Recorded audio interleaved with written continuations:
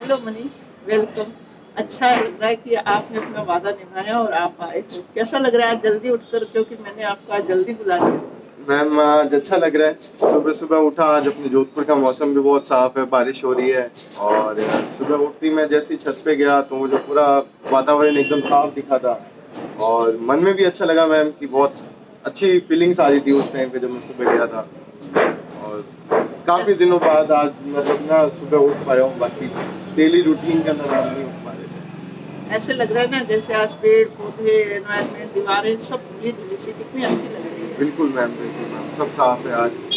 मुझे लगता है कि इसको देख कर के एक बात हमें और सीखने को मिल रही है कि जैसे ये एनवायरमेंट धुला धुला स्नान करा हुआ सा लग रहा है ना, प्रकृति कितनी अच्छी लग रही है, सुकून दे रही है। ऐसे लग रहा है इनकी मिट्टी नहीं हटी, हमारी सांसें भी साफ खुली खुली आ रही है। बिल्कुल। तो मैं कहीं ना कहीं समझती हूँ कि हमारी पर्सनैलिटी भी अगर वेल ऑर्गेनाइज्ड होती है, हम वेल ड्रेस्ड होते हैं, डिसिप्लिन होते हैं, नहा धो के कुछ करने निकलते हैं ना जीवन में, तो उसका सिर्फ हमारे जीवन पे नहीं बल्कि हमारे साथ रहने वालों पे और आसपास के वातावरण में असर पड़ता है। आपको ऐसा लगता है? आज फील हुआ होगा। बिल्कुल मैम। अगर कहीं अनबैलेंस्ड रहते हैं मैम तो लोग ज्यादा टोकते हैं कि देख कैसे गाड़ी कर रखी है या कैसे कपड़े पहन रहे हैं मैम। For example ma'am. आप मेरे को ये थोड़ा सा बताएंगे कि कैसे ये जो शुरू हुआ था स्मोकिंग और जो करने का एक धुआं फूकने का एक शौक अच्छा सा लगता है वो। मैंने अपनी पहली सिगरेट करीबन 12th में स्मोक करी थी। अच्छा। और उससे पहले मैं खुद इस चीज़ से घृणा करता था, हमें खुद को स्मोकर्स पसंद नहीं थे, कोई स्मोक करता भी था फ्रेंड सर्कल में तो उसको गालियाँ देते थे। जी जी। जी मैम। और फिर स्टार्ट का तो कुछ नहीं, दूसरों को देख करके एक दिन मेरे भी मन में आया कि चलो यार आज सिगरेट जला करके देखते हैं, तो मैं कहीं दूर जा करके अकेले मैंने एक अच्छा, सिगरेट जलाई थी। अकेले शुरू और किया। जी मैम, और मैं अपनी साइकिल को खुद चलाता हुआ वापस लेकर के आया था और कोई नहीं था। जी मैम। और मेनली मैम मैंने अपनी जो स्मोकिंग हैबिट हुई थी वो मेरी कॉलेज के अंदर हुई थी। और कॉलेज के अंदर मैम एक्चुअली ऐसा था कि यहाँ से जोधपुर से मैं देहरादून था, वहाँ हॉस्टल लाइफ अलग थी, एनवायरनमेंट अलग था। तो हम जैसे कॉलेज से छुट्टी होती बाहर जा कर के कहीं पे भी एक जगह बैठ कर के सब स्मोक करते थे, फिर बैठे रहते थे मैम। ये चीज़ थी सिगरेट से स्टार्टिंग हुई थी। अच्छा अच्छा। फिर धीरे धीरे कुछ सीनियर्स मिले जो मैरिजुआना स्मोक करते थे, तो मैं दूर से देख करके सोचता था कि अरे यार ये पता नहीं क्या कर रहे हैं, क्या चीज़ होगी होगी इसमें। तो मैम एक क्यूरियोसिटी थी मेरे अंदर, तो उसके चलते मैं उनसे मिला भी था। कहीं ना कहीं जा करके मैंने फर्स्ट टाइम स्मोक करा था, तो मैं भी बहुत हैप्पी था। कोई फ्रेंड होता है वो मैम पास कर देता है तो वो रोल ऑन में एक सिगरेट वाली एक सिंबल बन जाता है मैम ना। अब जैसे ही 2 मिनट के लिए फ्री हुए, कोई भी काम से बाहर निकलेगा, 3-4 जन है उनसे 2 जना भी स्मोक कर रहे हैं तो वो बाहर जाएंगे, वो सीधा सिगरेट की थड़ी पे पहुंचेंगे, अपनी सिगरेट जलाएंगे मैम। और वहीं कहीं ना कहीं हम भी उसी लाइन के अंदर आ गए थे, वो हमें पास करते गए, हम भी आगे पास करते गए मैम। सिगरेट का तो करीबन ऐसे ही स्टार्ट हुआ था। टोबे का कोई एडिक्शन, टोबैको का फर्क नहीं पड़ रहा था? आपको लगता था कि उसका कोई रोज की डिमांड पैदा होने लग गई और कि आप जाए और सिगरेट पिए? इनिशियली तो ऐसा था कि वो एक हैबिट बनती जा रही थी कि हम लोग रोज भाग करके वहाँ पहुँचना चाहते थे। ठीक है मैम, लेकिन कब वो हैबिट हमारी खुद के अंदर के शरीर की जरूरत बन जाती है हमें खुद को नहीं पता पाता। जी मैम। और जैसे पहले कभी बाहर जाके पिया करते थे, फिर हॉस्टल में ला ला करके छुपा छुपा करके लेकर आने लगे मैम। अच्छा। ठीक है। घर वालों के भी मतलब जैसे घर आते कभी छुट्टी पे तो भी कहीं बाहर जा करके अकेले पी करके आ जाना, तो वो एक मतलब उसको गैप भी नहीं मिल पाता था। और वो चीज़ एक वापस रूटीन में आ गई और आज मैं कह सकता हूँ कि जैसे सिगरेट तो एक हैबिट है ही है मैम। और इसमें फिर मैरिजुआना का असर कब आने लगा? मैम मैरिजुआना एक्चुअली जैसे मैं पहाड़ों में रहा था तो वहाँ पे ला करके स्मोक करते थे, तो हम लोग पहले तो देखते थे कि यार ये क्या चीज़ बना रहे हैं। ठीक है मैम। और फिर जैसे जैसे स्मोक करने लगे तो उस चीज़ के अकॉर्डिंग हम लोग भी आगे स्मोक ज़्यादा करने लगे मैम मैरिजुआना।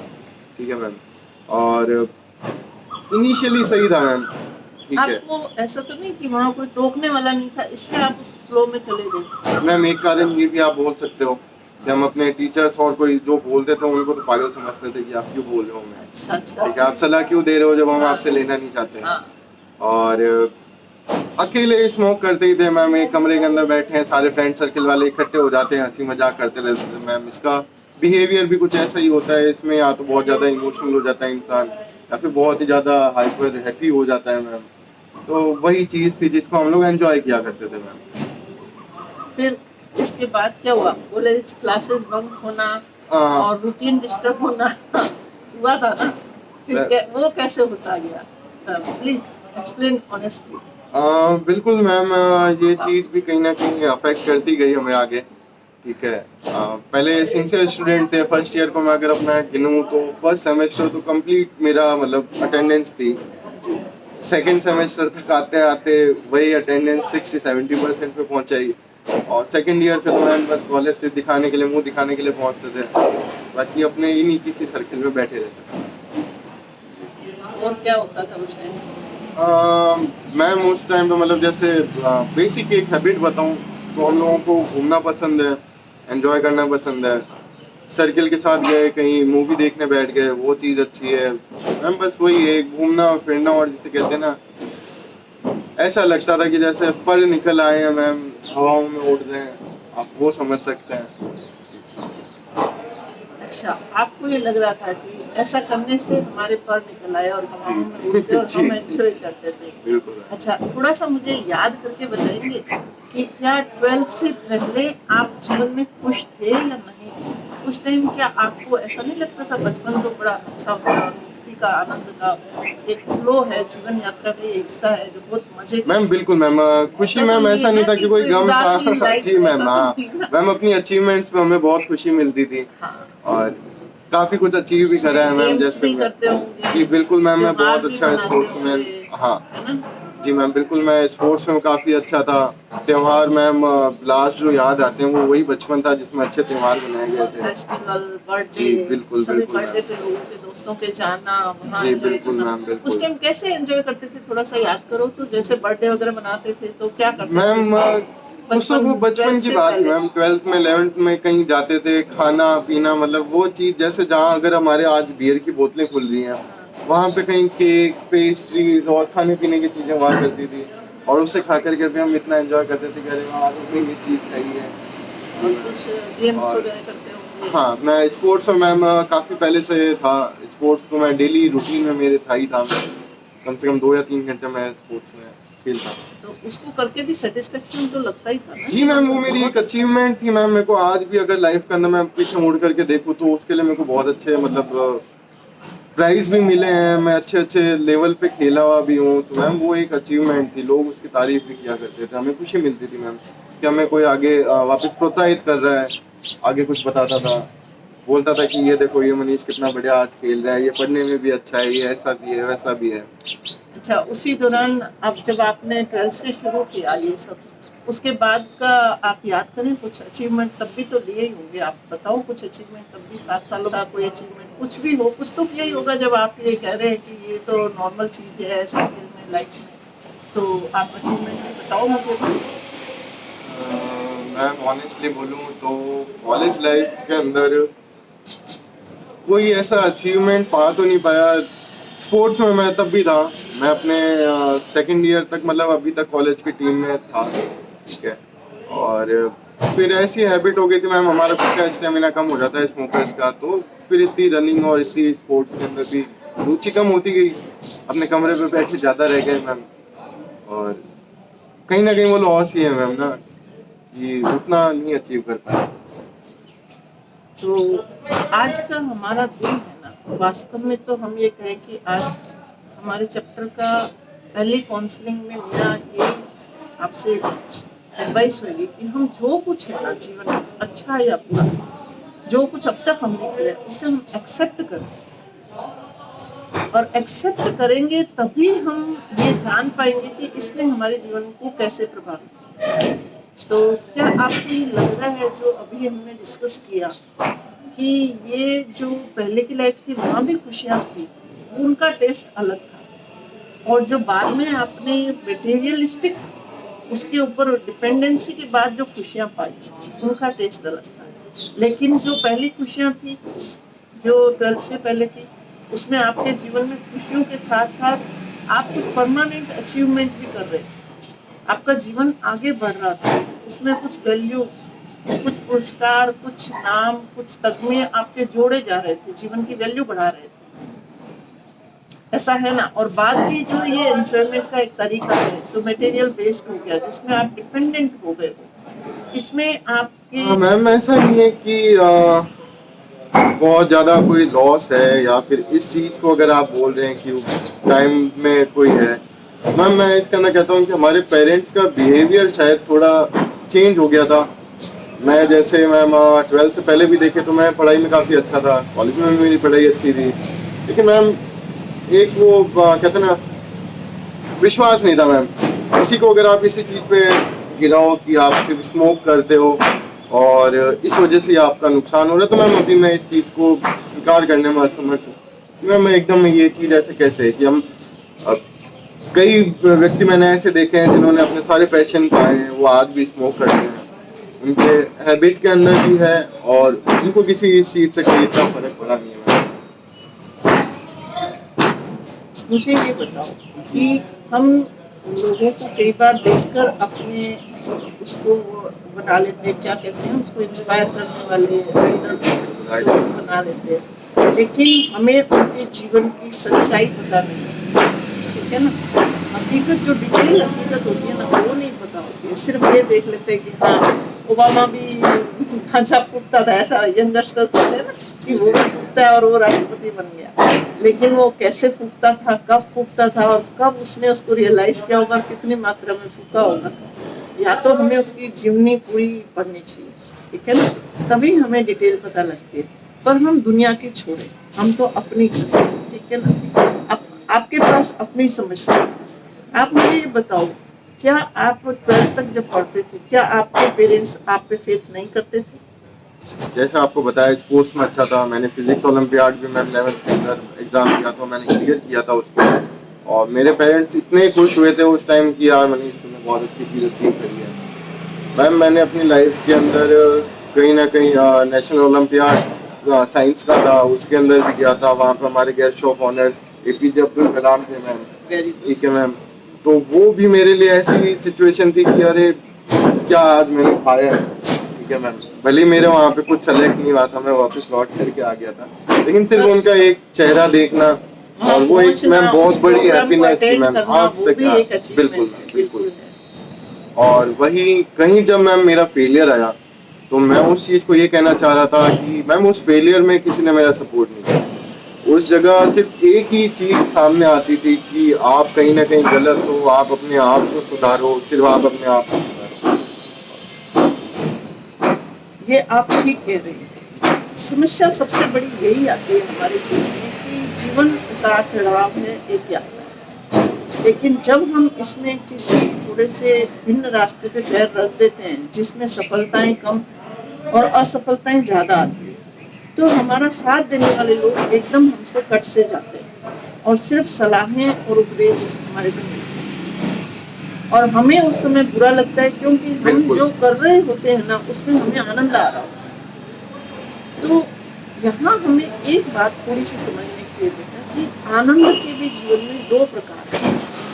एक आनंद है ऐसा जो किसी दूसरी चीज के ऊपर निर्भर होता है, ठीक है ना, और एक आनंद होता है जो हमारे खुद कुछ करने से हमारे अंदर पैदा होता है, और ये तुम महसूस कर सकते हो। इस पे थोड़ा सा आपको होमवर्क करने की जरूरत है। आज मैं आपको एक होमवर्क देती हूँ कि आप घर जाकर अपना एक नोटबुक में लिखना ऑनेस्टली कि ये जो मैंने बाद में 12th के बाद जो आनंद पाया उसके फायदे क्या थे, उसके नुकसान क्या हुए मुझे, और जो मैंने 12th से पहले पाया उसके मुझे फायदे क्या थे और वो मैंने कैसे पाया था, उसके लिए मैंने क्या क्या किया था। आपने पढ़ाइयाँ की, आपने रोज गेम्स में भाग लिया, स्पोर्ट्स में। आप ऐसा नहीं है कि खुशी उस दिन ही मिलती है जिस दिन कोई सर्टिफिकेट या अचीवमेंट होता है, खुशी उस दिन भी हो रही होती है जिस दिन हम रोज दौड़ रहे होते हैं, उसके लिए जो प्रैक्टिस कर रहे होते हैं ना उसमें भी आनंद होता है, क्योंकि ये एक जर्नी है। ऐसा नहीं है कि मंजिल पे जाके ही हमें खुशी होती है, हमें उस दिन भी खुशी है जब हम रोज रोज कुछ कर रहे होते हैं, और हर दिन की खुशी जीवन में मायने रखती है। तो वो खुशी का तरीका अलग था, वो आनंद का स्वाद अलग था। और अभी जो आनंद 12th के बाद पा रहे या पाया, उसमें आनंद तो हो सकता है आपका कहना मैं मान स्वीकार कर लेती हूँ कि मिला है आपको, लेकिन उसके साथ आपने क्या पाया है, क्या खोया है, और क्या उस आनंद के लिए आप बिना किसी चीज पे डिपेंडेंट हुए अपने आप से कुछ करके दिखा सकते हो। आज मैं कह दूं आपको कि आप 15 दिन के लिए इसको बिल्कुल स्मोक बंद कर दो और फिर आप मुझे खुश रह के दिखाओ, क्या आप में ये एबिलिटी है? रियल आनंद तो वो है ना जो मैं करके दिखा सकूं। क्या आपको अब इतना साल हो गए करते हुए, क्या आप परमानेंट आनंदित हो गए? इस बात पे गौर करना है बेटा। लेकिन आपके अचीवमेंट जो आपने ओलंपियाड में लिए, वो आपको आज भी खुशी दे रहे? कर रहे हो ना ऐसा महसूस कि वो आज भी खुशी दे रहे? लेकिन इन जो सालों में किया है, उसके लिए मैं कहूँ कि सिर्फ 15 दिन इस चीज को दूर रखो और फिर बताओ कि क्या आप खुश रह पा रहे हो? बिल्कुल, मैंने ना ऐसा नहीं है कि कभी ट्राई नहीं किया, लेकिन सबसे बड़ी मैम सिचुएशन ये खड़ी हो जाती है कि उन 15 दिनों में हमें खुद से डर लगने लग जाता है कि यार हम वापस आगे इसके बिना रह कैसे पाएंगे। हम जरूरी नहीं है कि इसकी कुछ ऐसी हैबिट हो कि इंसान छोड़ ना सके। मैं आपको ये मैम ऑनेस्टली बोलूँगा, कोई भी इंसान कभी भी छोड़ सकता है, बस उसकी विल पावर है और उसके आस पड़ोस का सपोर्ट है। ये मैम होता क्या है कि जैसे मैं अभी डेडिकेशन लेके चले गया कि मेरे को 15 दिन के लिए छोड़ना है। तीसरे दिन या चौथे दिन हो सकता है मेरा एक बार ब्लड प्रेशर या शरीर में इतनी मतलब गुस्सा आ जाए कि कोई भी बात हो जाए छोटी सी भी, उस पर गुस्सा आ गया मैम, फिर हमें अपने आप को वापस संभालना उस टाइम के लिए मैम भारी पड़ा। तो मैम होता भी यही है, आज से कुछ टाइम पहले ऐसा हुआ भी था कि मैं कुछ भी नहीं कर रहा था, घर पे मेरे को बंद कर रखा था पापा ने। तो एक दिन ऐसा हुआ कि पता नहीं किस बहस से हम लोग इतने ज़्यादा हाइपर हो गए कि मैं अपनी मम्मी को बोल रहा था कि मम्मी यार मेरे को आप छोड़ दो, मैं बाहर जा रहा हूँ, मैं पहले पी के आऊँगा, फिर मैं आराम से बैठूंगा, फिर आपसे बात करूँगा। और मेरे को मतलब अभी आपका डिस्कशन समझ में ही नहीं आ रहा, आप क्या समझाना चाहते हो, आप अपनी बातें बोल रहे हो, मुझे तो सुन ही नहीं रहे, कुछ इस तरीके से मैम। हाँ बिल्कुल आपने सही कहा। तो कहीं ना कहीं इस चीज को आप ना आज घर पे जाकर बहुत जरूर करें। जी जी वो एक दौर था, तो हो सकता है आपकी एक्सेप्टेंस के बिना आपको ये समय दिया गया था, एक अपॉर्चुनिटी दी गई थी कि इसको आप छोड़ दें, जबरदस्ती की गई। लेकिन मैं ये नहीं कहूँगी कि मम्मी पापा जो आरोप लगा रहे हैं, जो सारा दिन कोसना है, वो बिल्कुल सही है। मैं आपको क्या, मैं सभी स्टूडेंट्स को ये कहना चाहूँगी कि हो सकता है आज वो भी इसी, सबकी यही हालत है कि हम कभी कभी जब दूरी बनाते हैं इससे, तो हमें महसूस होता है कि कहीं हम चक्रव्यूह में फंस गए। लेकिन इससे बाहर निकलने के लिए हमें दूसरों की सहायता की जरूरत है, हमें इमोशनल सपोर्ट की जरूरत है, क्योंकि अगर हम इसको दूर करते हैं तो हमारे अंदर कुछ वीकनेसेस, कुछ परेशानियां पैदा होती हैं, जो मानसिक स्तर पर भी होती है, शारीरिक स्तर पर भी होती है। और ऐसे समय में उन्हें जब मजबूत सहारे की जरूरत है, तो उन्हें सहारा नहीं मिल पाता। इसका एक मैं आपको एक सोल्यूशन कहना चाह रही हूँ कि ऐसे समय में या तो आप अपने किसी जिगरी दोस्त या जो आपको बहुत अच्छे से समझता हो, उससे आप ये शेयर करें कि मैं ये चीज़ अब स्टेप उठाना चाह रहा हूँ, मैं इससे निकलने की कोशिश करना चाह रहा हूँ। तो मेरे साथ ऐसी परिस्थिति आए तब भी आप मुझे सहारा बन के खड़े रहें और मुझे पॉजिटिविटी उस टाइम दें। और अगर आपको लगता है कोई भी नहीं दे रहा, तो मनीष मैं प्रॉमिस करती हूँ कि मैं तुम्हारे साथ खड़ी हूँ और उन सभी स्टूडेंट्स के साथ हूँ। वे मेरे व्हाट्सएप नंबर पे कॉल करके मेरे से अपनी प्रॉब्लम शेयर कर सकते हैं, अपना दिल हल्का कर सकते हैं और अपने ट्रीटमेंट के लिए पूछ सकते हैं, क्योंकि सौभाग्य से मैं एक डॉक्टर भी हूँ।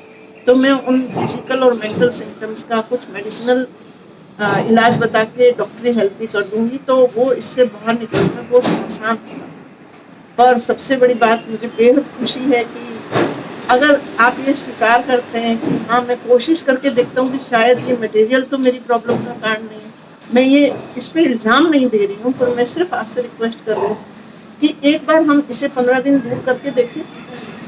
क्या आप इससे सहमत हो?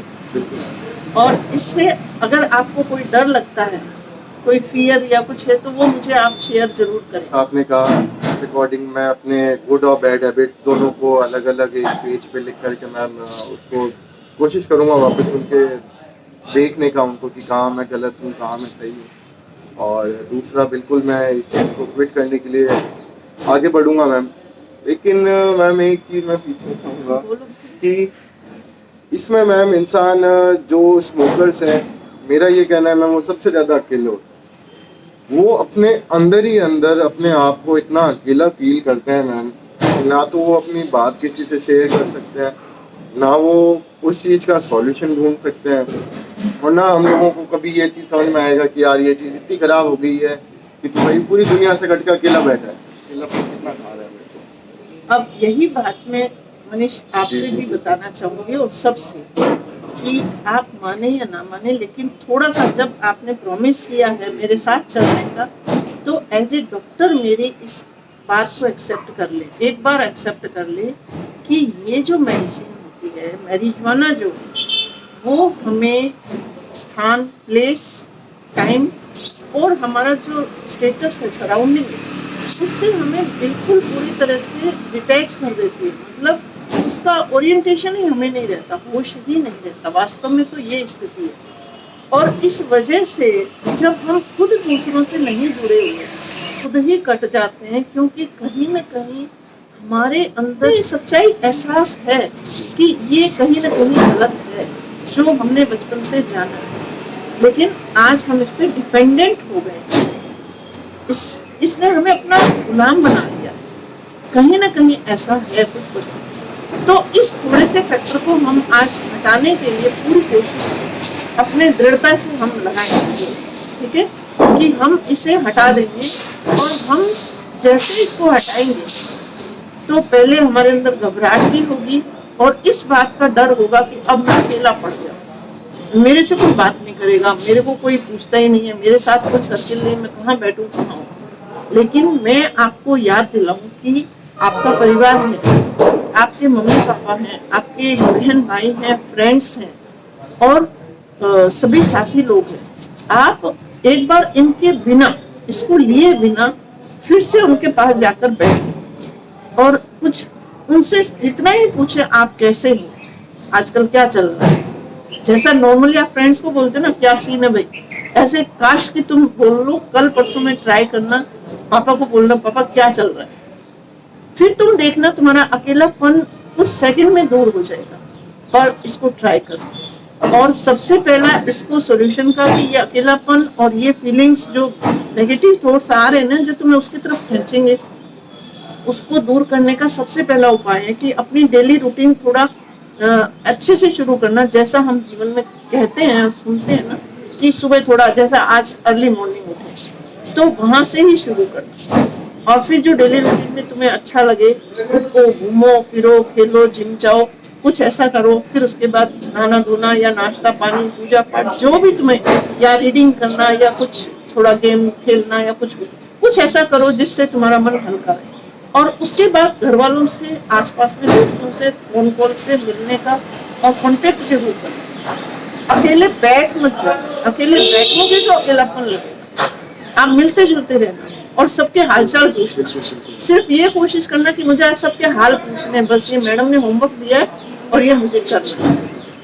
जी मैम, बिल्कुल मैम, मैं अपने तहे दिल से इस चीज़ को सुधार करूँगा।